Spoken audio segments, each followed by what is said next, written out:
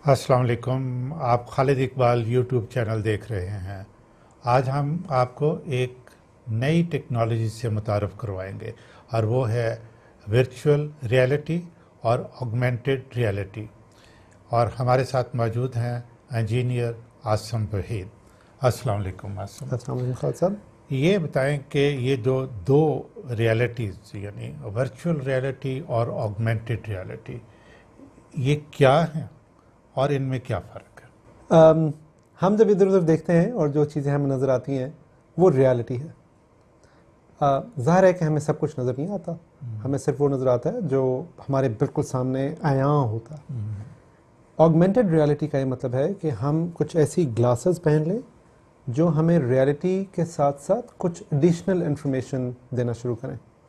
इसकी एग्जांपल यूँ है जैसे आप वो गॉगल्स लगा लें जिसके थ्रू आपको एडिशनल इंफॉर्मेशन नज़र आना शुरू हो, और आप घर में घूम रहे हैं और आप अपने टीवी की तरफ देखें तो आपको टीवी तो नज़र आ ही रहा हो, लेकिन साथ आपको ये नज़र आना शुरू हो जाए कि टीवी इस वक्त क्या एनर्जी ले रहा है, उस पर क्या चैनल चल रहा है, कितनी देर से वो ऑन है, वो ये भी बता दे कि नेक्स्ट आपका फेवरेट प्रोग्राम कितनी देर में आने वाला है। और वो टीवी की स्क्रीन के ऊपर आपको नज़र नहीं आएगा, वो इन्फॉर्मेशन इन रियलिटी कहीं नहीं होगी, किसी और को नज़र भी नहीं आएगी, लेकिन क्योंकि आपने वो ख़ास गॉगल्स पहने होंगे सिर्फ आपको वो नज़र आ रही होगी। ये नई इन्फॉर्मेशन क्योंकि रियलिटी के ऊपर नज़र आती है इसलिए इसको कहते हैं कि ऑगमेंटेड रियलिटी है। तो ये ऑगमेंटेड रियलिटी, ये बहुत सारे लोग इसे AR कहते हैं फॉर ऑगमेंटेड रियलिटी। ये तो है ऑगमेंटेड। फिर वर्चुअल का क्या मतलब हुआ? इसे आप यूँ देखें कि जैसे आजकल बड़ा कॉमन है कि मैं अपने घर में बैठा हूँ, आप अपने घर में बैठे हैं, बाकी लोग अपने घर में बैठे हैं, हमने मीटिंग करनी है तो हम जूम पे या गूगल हैंगआउट पे या माइक्रोसॉफ्ट टीम्स पे इकट्ठे लॉग इन हो जाएं, जहाँ पे हम एक तरह से एक वर्चुअल मीटिंग रूम के अंदर चले जाते हैं। अभी सिर्फ इतना है कि हम एक दूसरे की शक्ल देख सकते हैं कैमरे के थ्रू और एक दूसरे की आवाज़ सुन सकते हैं। वर्चुअल रियलिटी का ये मतलब है कि हम कुछ वैसी गॉगल्स पहने लेकिन हमें फिर रियलिटी नजर आना बंद हो जाए, बल्कि हम उस वर्चुअल मीटिंग रूम के अंदर पहुंच जाए और उन गॉगल्स के थ्रू हम इधर उधर मूव करके देखें तो हमें अपनी रियलिटी नजर ना आ रही हो, बल्कि वो आर्टिफिशियल रूम नजर आ रहा हो, और सिर्फ अपनी तस्वीरें नहीं बल्कि हम एक दूसरे की बॉडीज को देख यानी सकें, वो हम वर्चुअल रूम देख महसूस सकें, करेंगे कि हम अब उस कमरे में पहुंच गए जैसे हैं। वाकई उस कमरे के अंदर पहुंच गए हैं। और वो कैसे महसूस करेंगे? अभी सिर्फ उन गॉगल्स के थ्रू हमें नजर आएगा और आवाज़ वैसे आएगी, लेकिन जैसे जैसे हम आगे चलेंगे हमें स्मेल और टच भी महसूस होना शुरू हो जाएगा। तो वर्चुअल रियलिटी अभी ऑडियो और वीडियो तक काफ़ी हद तक महदूद है, लेकिन जैसे जैसे हम आगे चलेंगे जहाँ पे टेक्नोलॉजी जा रही है हमें स्मेल और टच भी महसूस होना अभी शुरू हो किसी जाएगा। कंट्री के अंदर इसको इस्तेमाल किया जा रहा है ये ऑगमेंटेड रियलिटी को, कि मीटिंग्स इस तरीके से हो रही हों कि जैसे लग रहा हो कि हम वहाँ पहुँच गए हैं। ये एक्चुअली चीज़ काफ़ी कॉमन होती जा रही है और बहुत सारी कंपनीज, स्पेशली जो हाई टेक कंपनीज हैं जैसे फेसबुक, गूगल, माइक्रोसॉफ्ट हैं, वहाँ पे चीज़ इस्तेमाल होने लग गई है। इस किस्म की कंप्लीट ऑगमेंटेड रियलिटी काफ़ी यूज़ हो रही है एक्चुअली, लेकिन कंप्लीट वर्चुअल रियलिटी अभी तक आम लोगों के लिए अवेलेबल नहीं है, लेकिन इसके बड़े सक्सेसफुल टेस्ट कर लिए गए हैं और इसमें टेक्नोलॉजिकल हर्डल कोई नहीं रह गया कि हम लोगों तक भी पहुंच जाए। कमर्शली और थोड़ी सी इम्प्रूवमेंट की ज़रूरत है और ताकि पैसे कम हो, हमें उतने पैसे ना देने पड़े वगैरह, तो कमर्शियल इश्यूज़ हैं, लेकिन टेक्नोलॉजिकल इश्यूज़ ऑलमोस्ट कोई नहीं रह गए हुए। अच्छा, मीटिंग्स की बात कर रहे हैं तो क्या इसको मेडिकल साइंस में भी इसको इस्तेमाल किया जा सकेगा कि जैसे पेशेंट जो है वो किसी जगह पे है और डॉक्टर्स जो है वहाँ पहुँच जाए और देख सके पेशेंट को जो है? जी, एक्चुअली दोनों ऑगमेंटेड रियलिटी और वर्चुअल रियलिटी इस्तेमाल हो सकते हैं और हो भी रहे हैं। ऑगमेंटेड रियलिटी तो देखें इतना आसान है इसका समझना कि कैसे होगा। एक डॉक्टर है जिसकी हेल्प करने के लिए वो स्पेशल गॉगल्स लगाए, वो गॉगल लेट से एक ऑपरेशन कर रहा है, सर्जरी कर रहा है, और उसे अपनी गॉगल्स के थ्रू जो कुछ वो देख रहा है उसके ऊपर इंडिकेशन नजर आना शुरू हो जाए कि ये हार्ट है, ये एओर्टा है, ये वेन्स हैं, और ये भी कि आपने कहाँ पे कट लगाना है और आपने किस पार्ट को किस तरह से हैंडल करना है। ये सारी चीज़ें उनको ऑगमेंटेड रियलिटी के थ्रू नजर आ सकती हैं और ये एक्चुअली अभी हो भी रहा है। वर्चुअल रियलिटी थोड़ी सी ज़्यादा कॉम्प्लेक्स है क्योंकि अगर डॉक्टर निस्बतन दूर हो, अगेन टेक्नोलॉजिकल इशू कोई नहीं है, लेकिन क्योंकि डिलेज आ सकते हैं और ह्यूमन लाइफ का मामला है, तो इसमें शायद थोड़ी सी हमें और एडवांसमेंट की ज़रूरत है। अगेन टेक्नोलॉजिकल इशू कोई नहीं है और डेफिनेटली वर्चुअल रियलिटी में काम हो सकता है। और जैसे लर्निंग पॉइंट ऑफ व्यू से, आई एम सॉरी मैं आपको इंटरप्ट करूँ, लेकिन लर्निंग पॉइंट ऑफ व्यू से तो एक्चुअली काम बहुत ही ज़्यादा हो भी रहा है और इसके ऊपर तेज़ी के साथ काम जारी है, कि बजाय से कि आपके सामने एक रियल कैडावर मौजूद हो, बॉडी मौजूद हो जिसके साथ आप कट करें या जो भी सीखने के लिए, एक वर्चुअल कैडावर मौजूद हो और आप उसे कट वैसे ही करें जैसे आप एक रियल बॉडी को करते हैं, लेकिन वो एक्चुअल वर्चुअल बॉडी हो जिसके अंदर सब कुछ बिल्कुल रियल नज़र आए आपको, लेकिन आपकी गॉगल्स के थ्रू। हाँ, वेरी इंटरेस्टिंग। तो मेरा ख्याल है कि इसको फिर ऐसे भी इस्तेमाल किया जा सकेगा जैसे कि एक मुल्क है और दूसरे मुल्क जिसके साथ उसके ताल्लुकात अच्छे नहीं हैं और वो वहाँ पहुँच जाएं और वहाँ की सारी मालूमात जो है वहाँ से लेके वो आ जाएं। इसके इम्कानात हैं, लेकिन नई टेक्नोलॉजीज सारी जितनी डेवलप हो रही हैं उनके पीछे जो एक कॉमन थीम चल रहा है वो है साइबर सिक्योरिटी।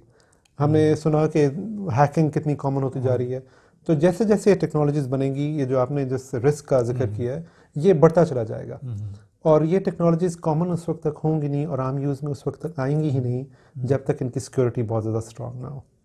तो ये रिस्क यकीनन है, लेकिन मेरे ख्याल में ये रिस्क बहुत बड़ा रिस्क नहीं बनेगा क्योंकि इसके पीछे सिक्योरिटी भी स्ट्रांगर से स्ट्रांगर होती चली जाएगी। ये कौन सी कंपनीज हैं जो इस पे ज़्यादा काम कर रही हैं, ये ख़ास तौर पे ऑगमेंटेड रियलिटी पे जो ना? ऑगमेंटेड रियलिटी पे भी और दोनों के ऊपर बहुत सारी कंपनीज एक्चुअली काम कर रही हैं। ये एक्चुअली बहुत ही ज़्यादा कॉमन और फास्ट ग्रोइंग फील्ड है। इसके ऊपर बड़ी कंपनीज जैसे फेसबुक, माइक्रोसॉफ्ट, अमेज़ॉन, ये सारे लोग भी काम कर रहे हैं। इस पर भी अब वापस आएंगे हम, लेकिन बहुत सारी छोटी कंपनीज भी काम कर रही हैं जो कहती हैं कि जी ये हम आपको अपना विजेट दे रहे हैं, कोई भी आप इसको इस्तेमाल करें, लेकिन अगर आप ये गॉगल्स इस्तेमाल करेंगे तो हम आपको एडिशनल इन्फॉर्मेशन उसके बारे में दिखाना शुरू कर देंगे। बहुत सारी कंपनियां काम कर रही हैं। मैं खासतौर पे फेसबुक का जिक्र करना चाहूँगा क्योंकि फेसबुक ने रिसेंटली एक नया कॉन्सेप्ट शुरू किया है काफ़ी स्ट्रांगली। पहले भी यूज़ हो रहा था लेकिन फेसबुक ने उसको बहुत ज़्यादा बड़ा पुश दिया है। जैसे वो कह रहे हैं मेटावर्स। मेटावर्स वर्चुअल वर्ल्ड है, वर्चुअल रियलिटी है, लेकिन फेसबुक का कॉन्सेप्ट ये है कि इसको इतना बड़ा कर दें कि आप सिर्फ एक मीटिंग रूम में नहीं जाएं, सिर्फ एक ऑफिस में नहीं जाएं, बल्कि आप एक पूरे नए वर्ल्ड के अंदर चले जाएं जहाँ पे आप जाके काम भी कर सकें, दूसरे लोगों के साथ इंटरेक्ट कर सकें, खेल सकें, यू जस्ट हैंग अराउंड। सारे काम जो आप इस दुनिया में कर सकते हैं वो सारे काम एक वर्चुअल वर्ल्ड में कर सकें। और आइडिया ये है कि और बहुत कुछ जो अभी हम सोच भी नहीं सकते कि क्या होगा। अच्छा, ये सारा कुछ फिर बेस तो कर रहा होगा आर्टिफिशियल इंटेलिजेंस पे बेस कर रहा होगा? बहुत ज़्यादा इसका फोकस होगा ऑन आर्टिफिशियल इंटेलिजेंस और कैसे वो सारी इंफॉर्मेशन हम इसके साथ मदगम करेंगे, यही है वो सारी मुश्किल जिसका इस वक्त हम। अच्छा, ये जो आपने मेटावर्स बताया, थोड़ा सा इसके बारे में और एक्सप्लेन करेंगे? जी, तो जैसे यूनिवर्स है, हमारी यूनिवर्स है, मेटावर्स एक्चुअली वही कॉन्सेप्ट है। स्वाइस इसके कि वो सारी यूनिवर्स हम लेके वर्चुअल बना दें, उसके अंदर फिर कोई भी जा सके। जैसे आप यूँ समझें कि आप जब एक गेम खेल रहे होते हैं, आप एक गेम खेल रहे हैं लेकिन आप चाहते हैं कि आपका दोस्त भी को साथ शामिल हो जाए। आजकल बहुत सारी गेम है जैसे पबजी बहुत मशहूर है। आप और आपका दोस्त एक ही वर्चुअल वर्ल्ड के अंदर चले जाते हैं और आप मिलकर खेल सकते हैं, लेकिन आप कंप्यूटर की स्क्रीन के ऊपर खेल रहे होते हैं। वर्चुअल रियलिटी में आप एक ऑगमेंटेड रियलिटी गॉगल्स पहनेंगे और फिर आपको सारी दुनिया नजर आना शुरू हो जाएगी वहाँ पे। तो गेम्स इसकी बहुत अर्ली एप्लीकेशन है जो यूज़ भी हो रही है, लेकिन जैसे मैंने कहा कि वहाँ पे काम हो सकता है, लिटरली लोग रह सकते हैं, एंटरटेनमेंट के लिए जा सकते हैं। वो सारे काम जो हम इस दुनिया में कर सकते हैं वो तो हम वहाँ पे कर ही सकेंगे, लेकिन अभी हमें पता भी नहीं कि एक दफ़ा वर्चुअल वर्ल्ड बन जाएगा तो हम क्या क्या नहीं कर सकेंगे। वर्चुअल वर्ल्ड में फॉर एग्जाम्पल मेटावर्स में आप चले जाएँ तो मे बी आप कहें कि मैं उड़ना चाहता हूँ तो आप उड़ सकेंगे। आप कहें मुझे मेरी ये वाली शक्ल पसंद नहीं, मेरा जो इमेज मेटावर्स में है जिसे एवाटार कहते हैं आजकल, मैं उसे डिफरेंट बनाना चाहता हूँ और कोई ज़रूरी नहीं कि वो इंसान की शक्ल हो। आप कहें मुझे चाहिए कि एक इंसान की बॉडी हो जिसके ऊपर शेर का सर लगा हो, तो वो आपका एवाटार बन जाएगा। तो इवन जो आपकी फैंटेसीज हैं वो भी वर्चुअल वर्ल्ड में, मेटावर्स में रियल बन जाएंगी। अच्छा, ये है कि बंदा एक्चुअली फिजिकली अपनी जगह पे बैठा होगा, यानी कि आपने फॉर एग्जांपल ड्राइंग रूम में बैठा हुआ है या टीवी लॉन्च में बैठा हुआ है, बिल्कुल बंदा उधर ही बैठा होगा। बंदा उधर ही बैठा है, उसने सिर्फ इतना करना है कि वो गॉगल्स लगानी है और एक मेटावर्स के अंदर, एक वर्चुअल रियलिटी के अंदर लॉग इन हो जाना। Log in. तो इसका मतलब है सारा कुछ जो हो रहा है ये एक वर्चुअल है, मेंटली सारा कुछ हो रहा है, लेकिन फिजिकली बंदा वहीं बैठा हुआ है। फिजिकली बंदा वहीं बैठा होगा। लेकिन इतना चीज़ है कि जब उसने फॉर एग्जांपल अपने वर्चुअल वर्ल्ड के अंदर इधर उधर देखना है तो अपना सर घुमा के इधर उधर देख सकेंगे।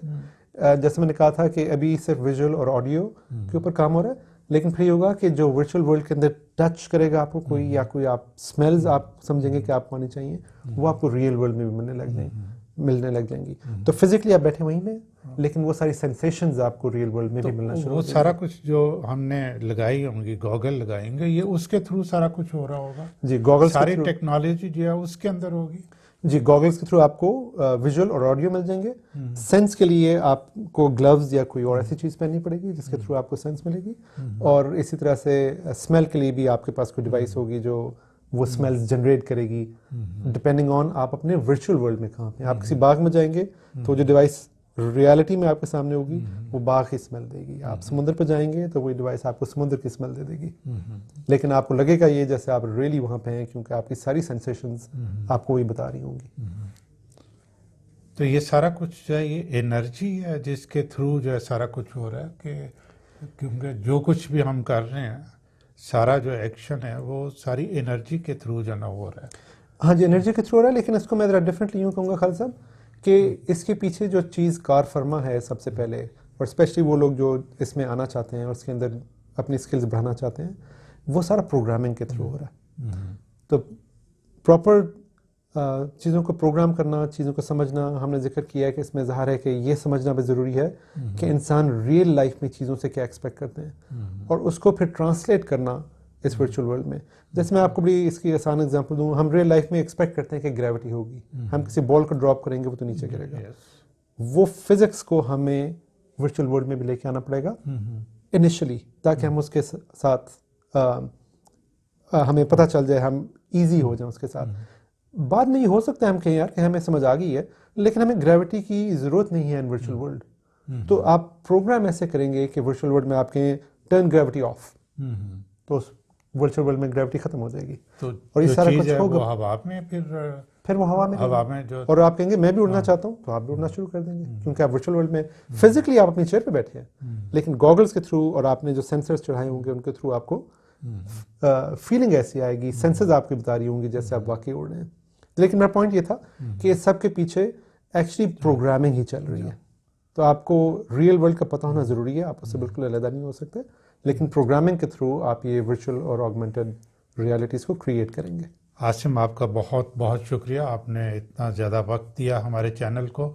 नाज़रीन देखें कि ये जो अल्लाह ताला ने जिसको अशरफुल मखलूक़ात बनाया है, दिया क्या, ये ज़हन दिया है और इससे वो किस तरीके से सोचता है, और ये सोचने की थिंकिंग पावर जो है, इसी से सारा कुछ जो है ना वो आगे चल रहा है। Asim, I am right? बिल्कुल ऐसी बात है, जहन के बगैर कोई चीज़ पॉसिबल नहीं थी। और ये सारा कुछ जो है, जो मैं अभी तक मुझे नज़र आ रहा है कि सारा कुछ बनाने के बाद ये इसको हमारा जहन ही कंट्रोल कर रहा होगा।